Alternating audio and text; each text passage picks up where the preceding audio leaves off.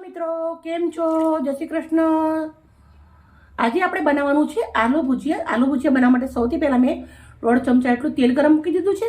મેં આલુને આવી રીતના ચિપ્સ કરી અને રેડી કરી દીધી છે। ધોઈ નાખી ચિપ્સ કરીને બટાકા છોલી અને આવી રીતે ચિપ્સ કરી દેવાની છે। આ એક બિહારી છે પણ આપણે નવી રીતે બનાવીએ છીએ, એકદમ સિમ્પલ અને આપણા જે ઘરના મસાલા હોય એનાથી જ બનાવવાની છે। તેલને ગરમ થવા દેશું। જીરા આલુ ભુજિયા બનાવવાના છે એટલે 1 ચમચી મોટી ભરી અને જીરું લેવાનું છે। તેલ ગરમ થાય એટલે જીરું નાખી દેવાનું છે। આપણે જે બટાકાનું શાક ગુજરાતી બનાવતા રાઈ નાખીએ એવી રીતે રાઈ નથી નાખવાનું, આના અંદર એકલું જીરું જ નાખવાનું છે। જીરું સરસ ચાટકી ગયું છે। હિંગ નાખું છું। હિંગ નાખ્યા પછી તરત જ આપણે સમારેલા બટાકા નાખી દેવાના છે। આપણે ગુજરાતીમાં કહીએ બટાકા એટલે આપણે બટાકા, શાક ગમે ત્યાંનું હોય પણ આપણે ગુજરાતી કહીએ બટાકા। હવે આ સરસ મજાનું મિક્સ કરી દેવાનું છે અને આને તેલના અંદર સાંતળવાનું છે।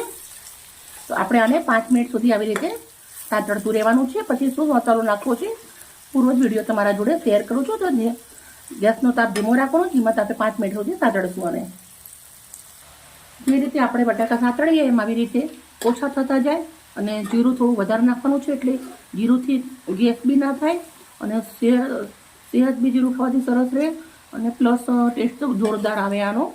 તો આપણે સરસ મજાના સંતળાવા આવી ગયા છે। તો હવે આપણે હળદર મીઠુંનો મસાલો કરી લઈશું। સૌથી પહેલાં 1 ચમચી હળદર, 1 ચમચી મીઠું, 1 ચમચી ધાણા જીરું, 1 ચમચી ભરી અને મરચું, થોડો કેવો ચપટી ગરમ મસાલો। હવે આપણે સરસ મિક્સ કરી દેવાનું છે।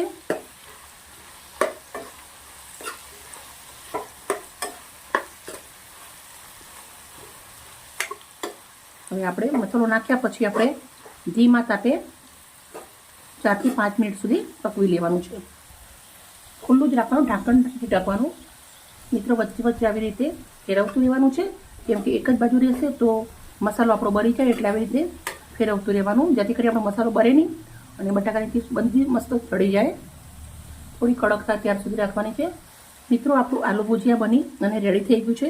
એકદમ છૂટું છૂટું તમે જોઈ શકો છો, બહુ સરસ મજાનું।